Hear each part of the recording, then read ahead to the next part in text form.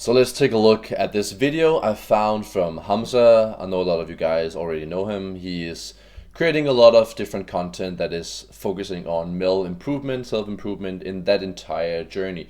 And his most popular video is about how to build an aesthetic body. And I think that's a very good topic to cover, but he has a hierarchy of muscle groups that he thinks is the most important to a decent physique, to look aesthetic, to look good, both attractive to women and also be respected by men. And as a fitness coach and pretty successful natural bodybuilder, I have a lot of experience in this field. I have been a tiny, lazy guy. I have been a very thick power builder. I have been the shredded bodybuilder full of abs and veins and everywhere. So I have a lot of actual real life experience with being in different kind of shapes and sizes and how people react to it, especially how women react to it and how the bros are reacting to it. So I think I have a lot of real life data to show you and to explain why he is wrong about his list. So I think I will go into it. And before we do that, I'll just prove that I'm actually not just talking out of my ass. So this is me like 4 years ago. I haven't been working out for a lot of years. I had been with the same girl for a lot of years. I got into the cliche of just going to work, going home, playing PlayStation, watching Netflix, going to bed, repeat. I did nothing great for myself. Before that, I had always been an athlete, and that is why I'm in like an okay shape. What usually happens to me once I stop working out and eating well, I just become like this skinny fat, just small. Like I'm not fat, I'm not too skinny. It's just not attractive. I just look like a child basically. So in this stage, I had like some kind of abs in the right lighting, like you probably know this, and not that much muscle. I was just in an okay, decent shape. So then I just got on a wreckage in the gym. I just went hard. I started training, and I got to a point where I was bulky. So this is me. This is the bear mode. This is me being as big as possible. This is like 220 pounds, which is like almost 100 kgs. At this point, I did not have abs. I was big, I was strong, but I actually got a lot of compliments from women in this stage because of the size, the pure size. And that is something I will cover when we come to this video, because a lot of people overly focus on abs, especially men, because we think the abs look good. That's what makes you like the superhero. You want the V-tape, the abs, and everything is perfect. When you actually talk to girls, it's actually not that important. And how do I know that? Because I've also been the guy who had a crazy cutout six-pack. Like I've been having like a no six-pack, a slight six-pack, and I've been cut and diced out. And throughout the entire time, I got a lot of feedback from posting stories on Instagram, from talking to friends, from talking to women I was dating, one-night stand hookups. I will always ask them what they actually prefer. And this picture was taken 4 weeks out from a national natural bodybuilding show. So I had 20 weeks where I went from being in like a normal lean physique until I was diced to the socks, like literally, like I have veins up my abs and shit. So at this point of time, I was seeing this girl regularly, like every week probably, and I actually asked her when I was almost in this shape, like, when did you prefer my body? And she was even a fitness girl who is more biased towards more veins, more muscle, more leanness. Usually just a regular girl will be very less attractive to something like this. But even her was like, I actually liked you better when you were a little more fluffy. Like, I know it looks cool, it looks sick, but you're just too strainy and too small. Like, she liked the big size, and that is something a lot of women have in common. That is something I will prove to you once we get into the video. So now that you have an idea of what I've been looking like and what my experience is, let's get into the video. So he has this hierarchy of attractive muscle groups. So let's see what he says about it. So starting from number 1, abs, the abdominal muscles. This is what symbolizes the Greek gods. The importance of abs in terms of attractiveness is huge. Every single person you meet will know what developed abs look like. Every single person watching this video has probably tried getting a six-pack when they were younger as well. A quick tip here, do a lot more focus on the... Okay, so something we have to understand about abs is, yes, abs look cool, but it only looks cool on the right individual. So he takes an example of this Greek statue, and that is because that is like the peak of masculine appearance. Like that is when you have a body literally carved in granite and you have to make the perfect look. It's the same with when you take a superhero, you will always have the abs on them. But something you have to understand, abs only look good and are only attractive if you are a body who is built well. If you're already having a lot of mass, a lot of size, then abs look cool. The problem is a lot of people are way too skinny, way too small. So when they cut down to get abs, they just look weird and women will actually get the ick from it. I've talked to a lot of my exes and girls I've been seeing. I've had a lot of contacts in the influencer industry, in the fitness industry. So a lot of the women I've been talking about have been very open about this, and they tell me like skinny guys with abs are just, they just look unhealthy. It's not attractive. They want somebody who can, they look strong, they look vital, they can protect them. They would rather have a big guy without abs than a skinny guy with abs. But a lot of women will tell you they love abs. So you're probably like, Oscar, like girls at my school will tell me like abs are so cool. They like the abs on the guys who are already in shape, who are already big and muscular. That is like, it's like the sprinkle on top of the cupcake. If you have the sprinkles alone, like nobody just eats sprinkles. You want the cupcake.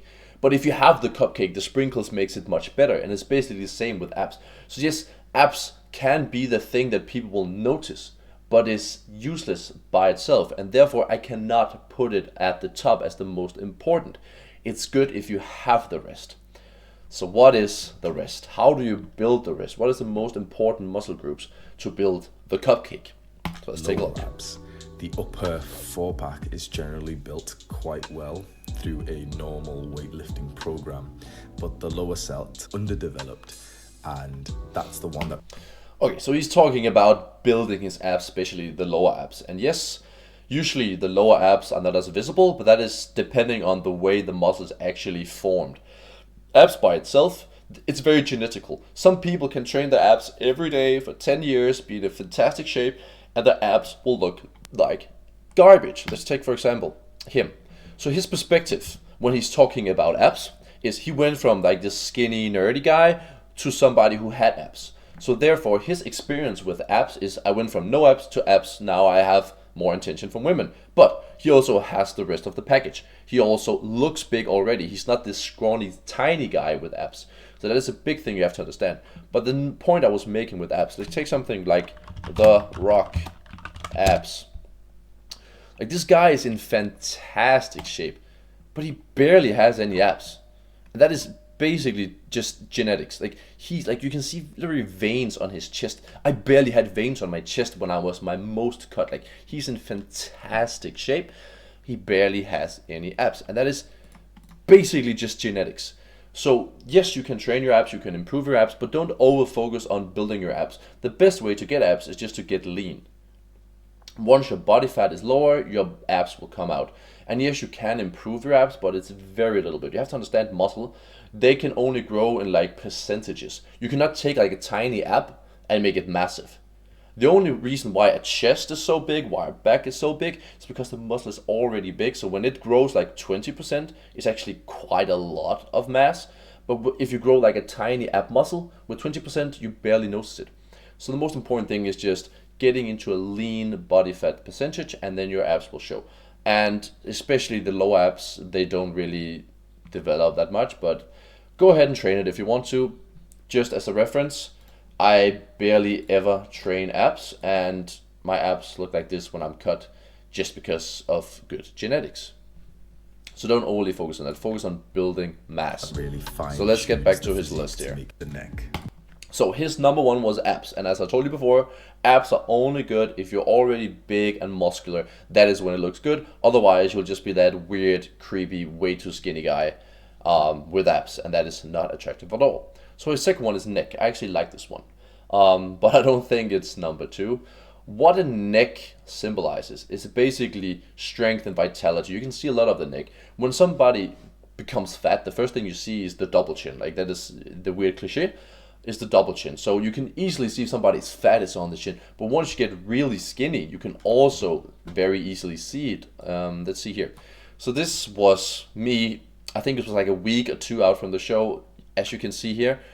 This gives you a look of the point I was making about if you're too skinny with abs, it's not attractive. You just look like not sick, but not that healthy. And this is me becoming so shredded, so lean that I just started to get this tiny man look. And nobody thought this was attractive. It was literally only guys being like, "Oh, bro, you look sick. What?" Like, this is the look that will give you men, not women at all. But the neck, as you can see here, it's very, very thin. And what that entices, it means that you are weak. So once you have to understand about the neck is back in the days when we were cavemen, we were fighting. We didn't have any weapons. Now we have like guns and knives to kill each other. Back then it was just brawling, it was fighting. And how do you kill a man? The easiest way is to either choke him out or break his neck. So having a thick neck symbolizes that you're strong, you're hard to kill, you have a lot of vitality and strength in combat. And what you have to understand about women is that everything they find attractive is based on biology, to evolutionary traits, things that would benefit them. Their number one goal in life is to create a child, reproduce, and keep that child alive. So everything that they're looking for signs of health. That is why if you are having some weird looking face or something is wrong with you, they will find that unattractive because it symbolizes that you are unhealthy, something is wrong with your DNA, something isn't as optimal. And you have like the perfect harmonized body and facial features that kind of symbolizes health, that you are strong and you can reproduce good children. So basically when it comes to neck, this is just about the goats fighting. You see them just break into each other, and if you have a thick neck, you're strong, you're not easily killed. So what is the thing about necks? You just want a neck that fits your jawline like this. So when it lines up like this is perfect. It's not better if it's bigger, you'll just get a fatter look, and if it's too tiny, it will be an issue. So this is the thing I have. It's both with arms and with neck. It's only a problem if it's out of proportion. If it's too small, then it's bad and you need to train it. But if you get it bigger, it doesn't get better. And there are some muscle groups that actually are almost better the bigger they get. So that is why they are on top on my list. So let's get to the third one, delts. This is probably my number one. So when you look at the physique with and without shoulders, it is a crazy difference. A few years back, my shoulders were terrible. I just neglected them totally. So when I had a workout, I would usually do like a push day and then finish off with some shoulders. If I had a pull day, I would do that and then finish off with the rear delts. And you could see that I was just doing it just because it was on my program. I didn't really prioritize it at all, so I had to swap around. So I had like an entire day only for shoulders just to prioritize those, and they became way better and my look just improved crazy. And also shoulders are what you can see once you are actually clothed. Like, let me give you an example. So this is me just sitting. Let's just tuck my shoulders away like this. I look way smaller if I put my shoulders out like this. Suddenly you will see a lot more mass and definition. It's like the rounding. When you see a superhero, they also have like cannonball delts because it just completes the look, makes you look big and thick and wide. So the second most important for me would actually be like back and chest. I know it's kind of cheating to putting them together, but at this point, if you caught up to my line here, is that you need to build mass. You need to look big, because women love to feel safe, to feel protected, to be with somebody who could take care of business. When I was in my most bulky stage, as I told you, I actually got pretty decent feedback from women because they felt safe. I was laying in bed, cuddling with a girl. I was just like holding my arms around her. And she told me that even though she liked a cut six pack, what I usually look when doing the summer, she actually told me that she preferred this version of me because she just felt so safe in my arms. She literally told me that she had no worries that if a thief would come into the apartment during the night, she was like so sure that I would be able to protect her, to defend off against any threats, and she really loved that about me. She was like, if you could look like this, I would be happy. You don't have to cut down for someone. You don't have to leave. They really love mass. It's so good. Literally, when I was too skinny, I got a lot of responses from either other athletes or men. When I'm more big and strong, look full, I get a lot of response from women. And a lot of my friends are like, bro, you're just starting to look fat, like you should probably cut down. But women likes this big muscular version of me. So let's talk about arms and forearms. I talked about arms being too small is an issue, but also when they're too big, it's also an issue. You'll just look weird. Like, you don't look well put together. Arms and neck, if they're too small, it's a problem. If they're too big, it's also a problem. They just have to fit proportional to the rest of the body. So, my tier list is delts. Get massive delts. You will look sick with clothes, without clothes. A lot of women told me that they loved my shoulders because it just looks cool. It looks thick and you look like a superhero. Then you need a big chest, thick back, just to get the volume, to get the thickness. Like, this is when you're standing on your sides. If you have a thick back, you'll just look like a massive beast, and women love that. And once you have those, then you can start focus on cutting down to get your abs, build your arms, build your neck, all that important stuff. So that is basically my tier list and why I had a problem with this video. But I fully understand where he gets this from, because as I said before, he has only tried being without abs, the skinny nerdy guy, and then gaining abs. But since I've had a lot of experience both being very skinny, being very big, and being the shredded six-pack guy in the middle, I have so much life experience from what actually attracts women. And sometimes I love Hamza. He creates a lot of good content. He's helping so many men to improve.